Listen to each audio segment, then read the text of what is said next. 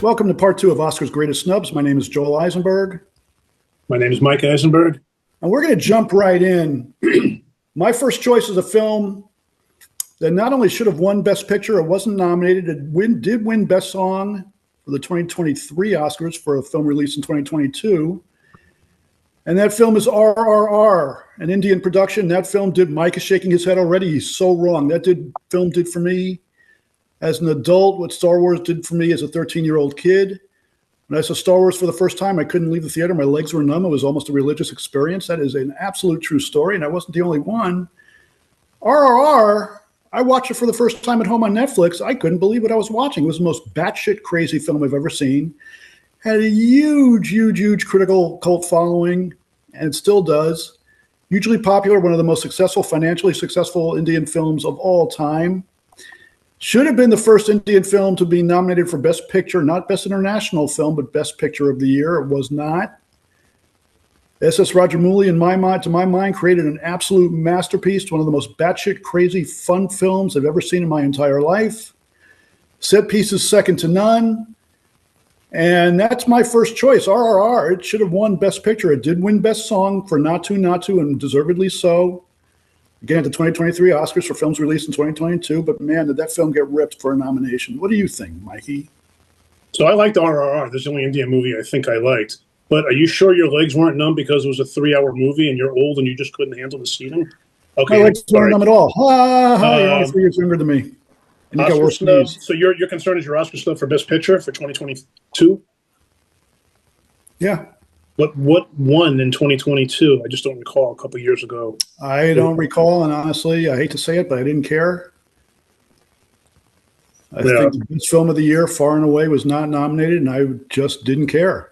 It wasn't nominated for Best Picture? It was only nominated for that? Only nominated for Best Song, and it won. It was the first song from an Indian film to win Best Song, which is great, an incredible achievement.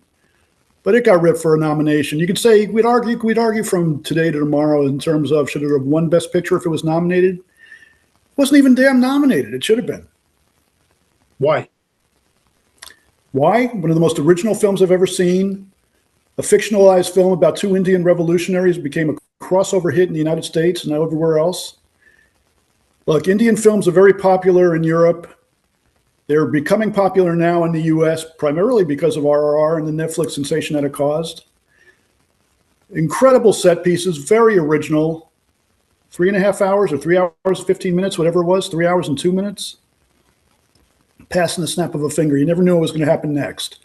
Totally unpredictable, a wild ride, and movies can change lives. Want to know the full answer? If movies can change lives, RRR changed my life. I've been addicted to Indian cinema ever since. I've been watching about 3 Indian movies a week. I watched Dhurandhar this morning, and I'm just totally addicted. Can't wait to get to India. Okay, you enjoy that. What do you think? I already said what I needed to say. It was a good movie, and I will leave it at that. I have no argument on it. You don't think it should have been nominated at least? No.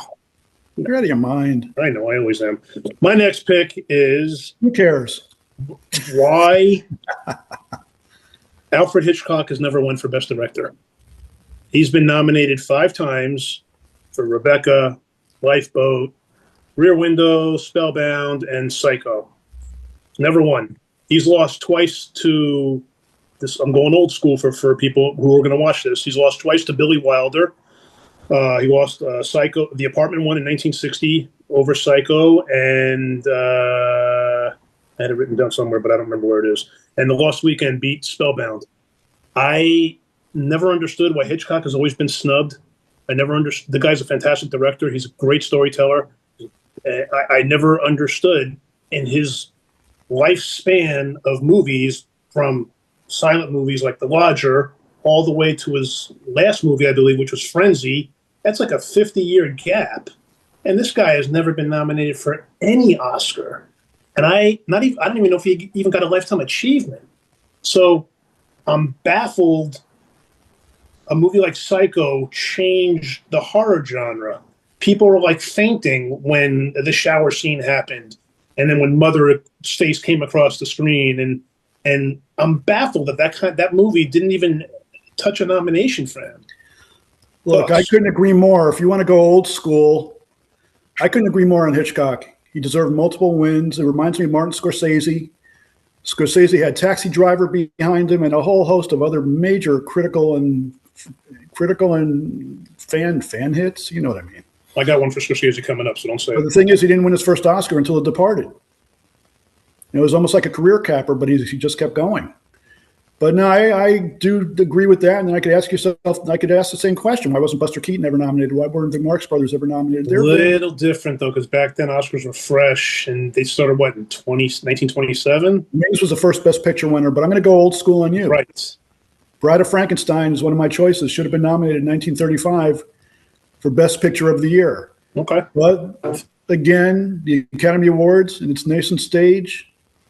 I think they were afraid. I think they were afraid of horror movies. It's possible. That's where I was headed. Bride of Frankenstein, again, it's one of these films that proved utterly timeless. And the bride was on screen for what, a couple of minutes? And look at the image how iconic that image became. I liked the movie. I didn't love it, but I liked it. You didn't love Bride of Frankenstein? I liked it. I didn't love it. Are we related? Loved it. I've been hearing it all my life with you. You've loved it. I know this already. Bride of Frankenstein is to me, one of the three greatest sequels ever made. There's The Godfather Part 2, not in order. The Empire Strikes Back and The Bride of Frankenstein, I thought was just an absolute phenomenal classic, regardless of genre. So that was my next choice. I agree, though. I guess my problem with The Bride of Frankenstein was it just got a little too comedic, maybe a little schmaltzy, I didn't want to hear him talk like he did in the first one. I don't know. I just think Boris Karloff as Frankenstein should not be talking and falling in love, and I don't know. Why? I felt it was a little comedic and schmaltzy. Why? I just didn't care because I picture Frankenstein as he's a monster. He's frightful. Everybody's afraid of him. The townsfolk are afraid of him. They want to kill him. Fire is the only way to kill him. But the problem I have with this is that he didn't need a bride. I just don't think that. I don't know. It's not like they were married. That was the name of the movie. No, but it's like the angle they were going for, and I didn't need that. I just rather have Frankenstein be a killer, and I'm happy with it. That's just me. He just wanted him to be a monster. That's it. And he wasn't a monster after the original. What? He wasn't even a monster in the original, quite honestly. But he was better than that one than in The Bride. My next pick. You're out of my will. Well, okay, good. We'll put Neil on the will. Goodfellas, 1990. Doesn't win Best Picture. You know what won Best Picture that year? I'll give you. Remind me. I'll give you the guy's name. Kevin Costner. Oh, Dances with Wolves. I was not There a fan. you go. Okay. Everybody loves Goodfellas. It's amazing. It's like it's a classic. You can watch that. I actually watched that movie a couple of weeks ago, and I'm like, this movie has not aged. It is 36 years old. This movie has not aged. It's crazy. It's kinetic. It's got so much. It's just nuts. It's batshit crazy. Joe Pesci was phenomenal. With RR, you can't steal that. Shut up. Joe Pesci was phenomenal. He wins a Best Supporting Actor. What else did I miss? Lorraine Bracco. She gets a nomination. It got 5 nominations. But Dances with Wolves, Goodfellas, Awakenings, Ghost, and Godfather 3 were all nominated. I would eliminate all 4 of them and put Goodfellas as the favorite movie. I remember working in the Mercantile Exchange in New York City, and I was like one of my first years working there, and everyone was talking about this movie. Everybody could not stop with this movie. It's a timeless classic. It's never going to lose its luster. You know what I mean? It's going to be my kids, I'm sure, will watch this eventually. Even Jennifer, I think, has seen this, and she, my wife, and she hates these type of mafia movies. But it's just one of those movies that linger on, and it's amazing from scene 1 right to the end. And I'm baffled that this movie got the 5 nominations. I think Pesci was the only one that took the win, but it should have won for Best Picture. That's my opinion. Dances with Wolves. I like the movie. A little long because it's a Costner Western movie, so of course it's going to be long. I just knew that's the type of movies that the Academy always loves, and I always knew that movie would win over Ghost and Awakenings, but over Goodfellas. I was like, Jesus Christ! I remember watching that, and I was like, God damn it! I was so pissed off when it happened, when it lost. How do you really feel? Exactly. I didn't like Dances with Wolves at all. I thought it was totally self-indulgent. I did love Awakenings, though. Ghost. Like, it was great. In And then Ghost terms of and then Godfather 3. Goodfellas, I generally agree with you. But I have a Scorsese. I have two Scorsese films on my list. One for Best Actor and one for Best Film. Casino was criminally ignored at the Oscars. Sharon Stone was nominated. The film was not nominated for Best Picture. Some people at the time said it was just a remake of Goodfellas. No, it wasn't. It was not. It was a film that was over 3 hours long, and you talk about a film that just keeps moving and moving and moving, and the characters get deeper and deeper and deeper. Good Casino. Casino is one of my favorite American movies. I actually, and this is where we'll disagree, I actually prefer it to Goodfellas, but they came out in different years. Well, it was only 5 years later. Oh, like I said, they came out in different years. But I agree. I love Casino. That's my choice. In terms of the other Scorsese film that I thought was robbed of a nomination for its actor, Willem Dafoe in The Last Temptation of Christ. Now, here I am, a Jewish guy, and I'm watching The Last Temptation of Christ, and I tell you, man, I was moved like I had rarely been moved before in a movie when I saw that for the first time.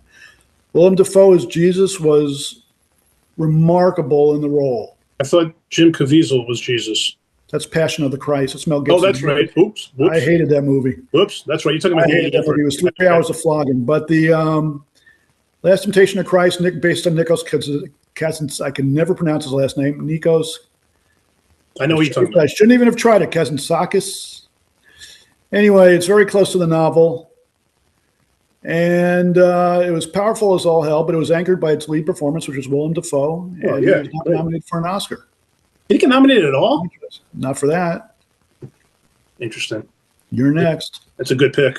I agree with you on that. That's a very good pick. All right. Full Metal Jacket. Love that movie. Recently watched it. No nominations for Stanley Kubrick. No nominations for R. Lee Ermey as the general, as the crazy, the crazy. He should have got a supporting nomination, And he should have won it. and he should have won it. He was batshit crazy in that movie. You keep taking my role. What? Batshit crazy. It's the second Shut time you up. mentioned it. He was insanely good in real. I think he was a drill sergeant in real life, right? He was. Right. So he was perfect for the role.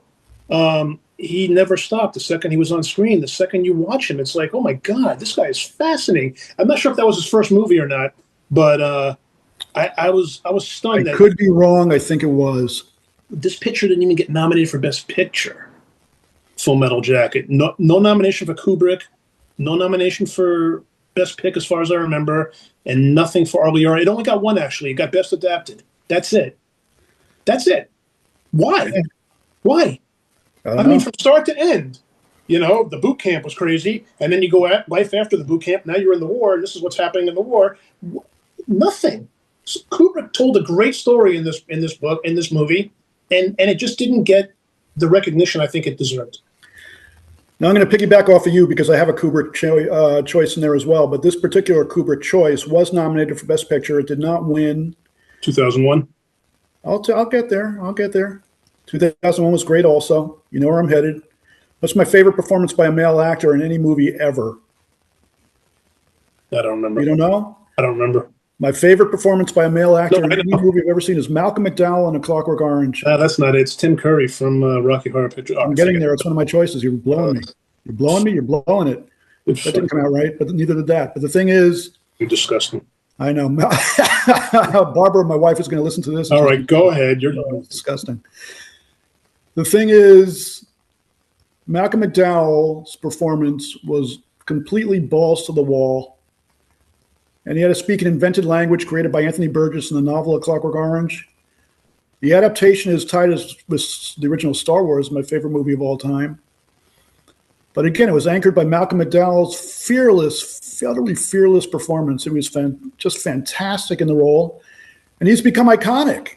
He's become iconic in that role. He hasn't been able to sort of... He couldn't catch up after that role.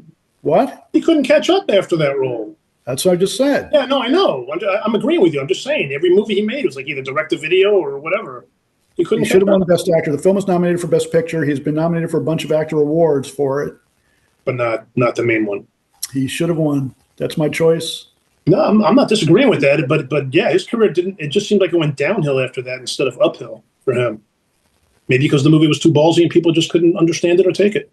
He had some really good roles after, but nothing would touch Clockwork But Orange. nothing was going to top a Clockwork Nothing to Orange. touch Alex DeLarge. What? Nothing to touch Alex DeLarge. Right. That's the character. But I'm just saying, I just think his career went downhill after that movie. I don't think there was any. I don't know. Maybe the Academy was too afraid to hit him, to give it to him. Want me to take another one since you mentioned it? Go ahead. You said it. Tim Curry, Rocky Horror Picture Show. I'm leaving.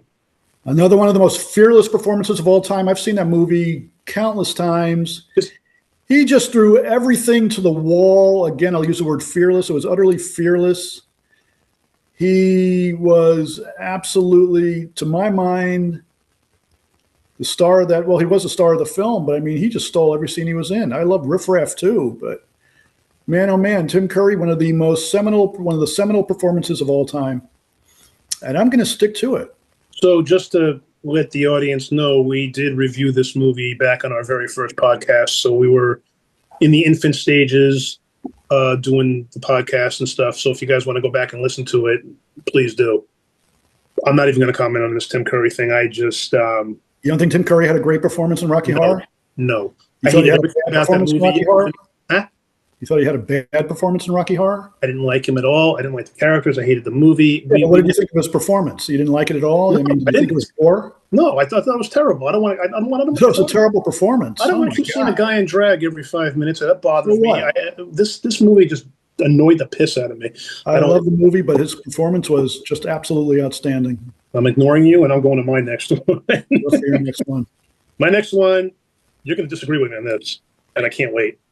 Mystic River, 2003, Lost, Best Picture. Now, understand where I'm coming from. To Lord of the Rings, Return of the King. Before you blast me, I loved Lord of the Rings, Return of the King.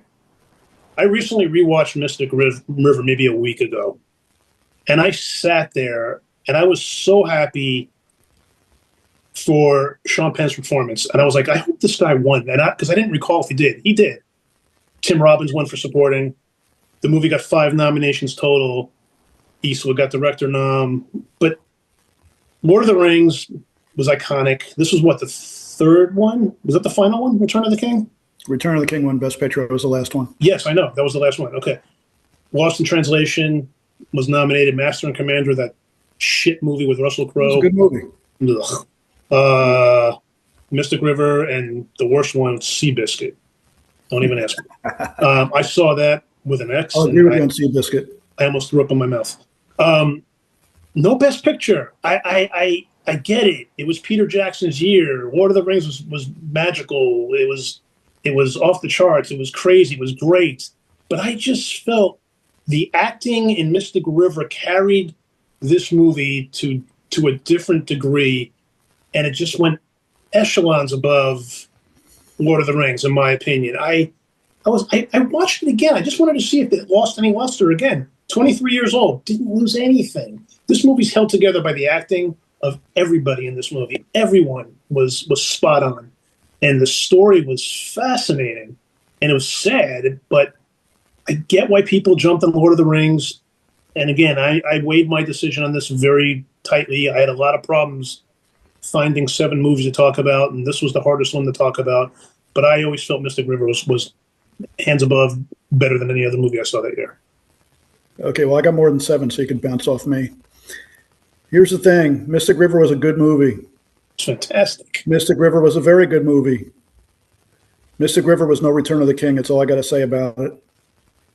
The acting held this movie together. Mystic River was a very good movie. I loved it when I saw it. It just, God, it was so much Mystic fun. River over here, you have Return of the King over here. It's two totally different. But Like, I got so Chewbacca in the much background. fun. I see where my tastes go towards. But it was so much fun to rewatch this movie 23 years later. I remember seeing it in the movie theater. I'm like, God damn, this movie holds up so well. Sometimes movies with great performances do that. That's what it did. And that's why it's my pick. Okay, now I'm going to go with my other in the top 5, in the top 3 rather, my favorite male acting performances of all time. I think a top 5 because I got to stick Humphrey Bogart and Casablanca and James Cagney and Yankee Doodle Dandy. Yankee Doodle Dandy, yeah. This one was for any one of 3 movies that he didn't get nominated for, and he should have won because it was motion capture technology as opposed to anything else. Andy Serkis Andy Serkis I'm should not- have won for either Rise of the Planet of the Apes, Dawn of the Planet of the Apes, or War for the Planet of the Apes. He put soul into a motion capture performance. I didn't disagree with you. I'm watching this movie and these movies, and I'm caught up in the emotion of his performance. You went from Casablanca to Yankee Doodle Dandy to Rise of the Planet of the Apes? Is that what you just said? No, to Andy Serkis' performance in any one of the three. I went from Okay. my five, look, for the record, my 5 favorite performances by a male actor, and we'll get into my 5 favorite performances by a female actor. I know where they're going. Go ahead. Not in any order. Malcolm McDowell's my favorite. Tim Curry, Rocky Horror. James Cagney, Yankee Doodle Dandy. Humphrey Bogart, Casablanca. Andy fucking Serkis for the Planet of the Apes trilogy, the second Planet of the Apes. Well, Not disagreeing with you. 3 outside of Kingdom of the Planet of the Apes, which didn't count in the continuation, but it did. What happened to Daniel Day-Lewis and There Will Be Blood? Daniel Day-Lewis and There Will Be Blood was great, and he was great in Last of the Mohicans too, which is one of my favorite movies, but not one of my choices for today. Although Last of the Mohicans, to be fair, did get ripped for an Oscar nomination. I'm going to go another one. Do you have a 7? You have another one? Go for another one. Okay, now this is from a movie that would never have been nominated. He's an actor. No chance of him ever having been nominated, but I think by virtue of not having the nomination, shows an inherent bias on the part of the Academy. I'll just come out and say it. You'll laugh, maybe. Ricardo Montalban as Khan should have been nominated for the Wrath of Khan, Star Trek II. I told you you'd laugh. I just want people to know right now. You also said Daisy Ridley should have been nominated for Last Jedi, so I'm done with this. That was a conversation we had in the movie. No. I said The Force Awakens years ago when the movie came out, which I Ricardo Montalban. so bad. But anyway, no, Ricardo Montalban. You watch that movie, and he commands the screen like very few actors before or since. The Academy would never nominate a performance like this from a film like this. Because he was okay. He wasn't like... He was brilliant. He was brilliant. I got a couple more I'm going to shove at you. I have 3 left. Can I go with You mine? got 3 left. I thought you were done. That's why. No, I wasn't done. Okay, keep going. The Departed. It's 5 noms, 2 wins. It wins for Best Picture and it wins for Best Director, Scorsese. No DiCaprio, again. No Matt Damon. No Martin Sheen. Martin Sheen has never, ever been nominated for an Oscar. His body of work from Badlands to Departed to the TV shows that he's done, he's never been nominated for anything. So for any Oscars. Jack Nicholson was fantastic in this movie. Nothing. No Oscar In The nomination. Shining 2, he didn't get nominated for What? that either. What? He was fantastic in The Shining 2, but he didn't get nominated for that either. But he did I win for agree. in terms of endearment. I agree, but Mark Wahlberg gets nominated for Best Supporting Actor in this movie, and that pissed me off. I just thought he was okay and blasé in this movie. No DiCaprio, no Nicholson, no Sheen, no nothing else. That's it. That's the only act. This movie is like my favorite movie of 2006. I mean, I saw this movie I think twice in the theater. Jaws dropping. I was like, Jesus Christ, this movie's phenomenal. They just missed the mark on this. Okay, The Departed was my favorite movie of that year too. Mine too, yeah. And I thought it was Mark Wahlberg's second best performance, which leads me into my movie. I do agree with you on The Departed in terms of some of the other performances, but I love Mark Wahlberg in it. He didn't do much. He was great in it. He was blasé. Look, my next film I know where you're going. he starred in, and even though it was about a porn family, so to speak, it was one of the most sincerely written and performed films I had ever watched about a family. And that was Boogie Nights. They were not blood relatives, of course. It was about the porn industry. Mark Wahlberg gave his career best performance. Burt Reynolds gave his career best performance. And he lost.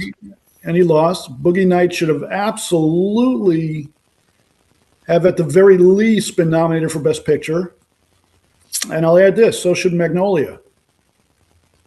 Paul Thomas Anderson's follow-up. Hated Magnolia. I only like Love Tom Magnolia, Cruise. but we're talking about Boogie Nights. I Yes, just think think of Boogie Nights. After. What do you think of Boogie Nights? I like Boogie Nights. It was what it was. I thought Burt Reynolds definitely got robbed for for the supporting. I'm looking it up who actually won supporting that year. I don't even know. I know he got nominated. Julianne Moore got nominated for Best Actress and Best Original Screenplay. That's it. No, I agree. Definitely nominated for Best Picture. Well, Jack Nicholson won that year, by the way. Oh, wait, that was Best Actor. Yeah. Best Picture. I mean, what did you say? Best. Robin Williams won for Good Will Hunting. He was phenomenal. That was a great performance. Yeah. But I wasn't talking about performances. I was talking about, and I keep bouncing off of you because one of my other choices, just to mention it, and it was an animated film. It was Aladdin. It was Robin Williams' performance as a genie. Yeah, he didn't get nominated for that, but no, because there's no such category for voice actors. But they were talking about that he should have gotten nominated. Talking about Andy Serkis too. Yeah, I know. That's a shame. It's a shame. I agree. But going back to Boogie Nights, I think again the Academy might have been afraid just because of the topic, porn. Oh my God! Like you do it now, you say it now with all the things that's going on with the Epstein files, and Trump. It's all out there. Ooh. Yeah, exactly. But I think back then it was like a taboo. So, Burt Reynolds was great, Mark Wahlberg was great, but it's like, let's not put this movie on, Look, I'm a Writers Guild of America West member, so I'm able to vote for some awards. I don't vote for the Academy Awards or the Oscars, but I'm eligible to vote for other awards. And it's not, this nebulous body. It's a collective of individual voters. And the thing is, at the end of the day, what? I think people might have gotten scared off. I don't know. I think it's ridiculous. Boogie Nights is one of the most original screenplays. Well, it was nominated for Best Original Screenplay, but it was just totally an amazing movie about family in terms of. I got one, and if people look back at the last episode we did on Snub number 1, Joel and I both said you voted for Leonardo DiCaprio and What's Eating Gilbert Grape as a snub, and Tommy Lee Jones wins for The Fugitive for Best Supporting, and DiCaprio gets nominated but snubbed. John Malkovich for In the Line of Fire. Pete Postlethwaite, I can never pronounce his name, Postlethwaite for In the Name of the Fire, In the Name of the Father. My pick that year was Ralph Fiennes, or Ralph Fiennes, however people want to pronounce it, but it's Ralph Fiennes. I know, I'm just saying. For Schindler's List. He was magnanimous in this movie. He was magnanimous. You like that Magnificent? Word? Magnanimous. He was magnificent. He was scary. He as the commandant, and he was brutal. And he put forth everything that he did in that movie. His greatest performance to date. I almost watch everything that he's in now because of that role. I don't think Tommy Lee Jones should have won for The Fugitive. I don't know why he won for The Fugitive. He won DiCaprio, and I forgot about Ralph Fiennes in this movie. I just don't understand why he was. And again, I don't know if the Academy was afraid. I know this movie got so many noms. I have no idea. But his performance as the general or the commandant, whatever he played, leading the Jews into the with the Holocaust and such, it was second to none. And I remember when they were talking about his nomination, I think he was favored to win. I think Tommy Lee Jones was a big surprise, to be honest with you. I don't recall. It was 33 years ago. I don't recall, but I don't understand why he just never won. Look, The Fugitive is one of my favorite movies that year. I loved it. I absolutely loved it. I loved Tommy Lee Jones' performance, but he didn't deserve it. I still think Leonardo DiCaprio deserved it for Gilbert Grape. But in terms of Schindler's List, I don't think anybody was scared. The film's one of the most decorated American films of all time. Won Best Picture. And won Best Picture. I don't think anybody was scared. I don't know. I just think the Academy had their preferences. Yeah, they don't know what they're doing. And that's why we're having these shows, because I have those same opinions sometimes. Let me do my last one, because you have more. You apparently said you had more. I just watched this movie, most of it. One more. Okay, I just watched this movie, most of it today, not all of it. Reservoir Dogs, 1992. Great movie. Yeah, no nominations for Tarantino for directing. The movie was I don't even think it got nominated at all. It's a massive cult classic. It's more than a cult classic. It started Quentin Tarantino's entire career. It's what? It started Tarantino's entire career. Okay, right. But the writing by him and Roger Avery, it got no nominations. Now I get it. Okay, to Tarantino, you're going to disagree with me on something here. Tarantino didn't get nominated for Best Director. This was Unforgiven's year. This was Clint Eastwood's magnificent Western year. He was the darling of the year. I didn't care for Unforgiven. I know you didn't, but he was the darling. He won everything that year. Robert Altman, The Player, Martin Brest, Scent of a Woman, James Ivory for Howard's End, and your favorite, Neil Jordan for The Crying Game. Come on. Get rid of The Crying Game already. I'm so tired of The Crying Game. I didn't like so tired. Who's talked about The Crying Game for a long time? I thought it was terrible. I think it's one of the best independent films ever made. Yeah, I know you did. So to shut out Tarantino for Reservoir Dogs, which was the story he told in that movie. I mean, about the jewelry heist and how they think there's a police informant in the jewelry heist, and how everybody became paranoid, but they're not using their real names because they just don't want to Mr. Pink, Mr. Red, Mr. White, because if they use their real names, it becomes more of a problem. But just the story and how this movie was told, and shot for shot, such a well done movie, and it got nothing. And I'm amazed that it got nothing. Shut up. No, it's a great movie. I may have to correct myself. I'm not sure if Crying Game was independent or not, but I think it was. But Reservoir Dogs is a classic. I think it's more than a cult classic. I think it's an absolute classic. My last choice, 1982. What was the most visionary film to come out arguably in the entire decade of the 1980s, in your opinion? Putting me on the spot. Return of the Jedi. No. Blade Runner. Oh, yeah. Okay, now look, when Blade Runner first came out, it had Harrison Ford's narration. I didn't care for it. When it had other edits, it became one of my favorite movies. But the special effects in that film and the set design, second to none. It lost Best Special Effects that year to E.T. There is no way. E.T. was the movie that year. What? E.T. was the movie darling that year. Yeah, but what were the effects? It was a bunch of kids riding a bike over a moon, in front of a moon. I get it. And Carlo Rambaldi's E.T. All cute, all good. Best Picture. I liked the film, didn't love the film. Best Picture. Yeah, did it win Best Picture? It did win Best Picture, right? No, it didn't win. Did it win Best Picture? I don't think it won Best Picture. Let me look. E.T. the Extra Testament. Hang on. The Extra Testament. Exactly. But it should not have beat Blade Runner for Best Special Effects. It was nominated for Best Picture. That's what I thought. What won that year?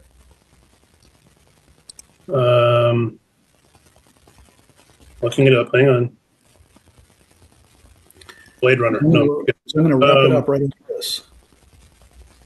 Well, I'll let you guys know in 1 second. Joel, keep talking as I look it up.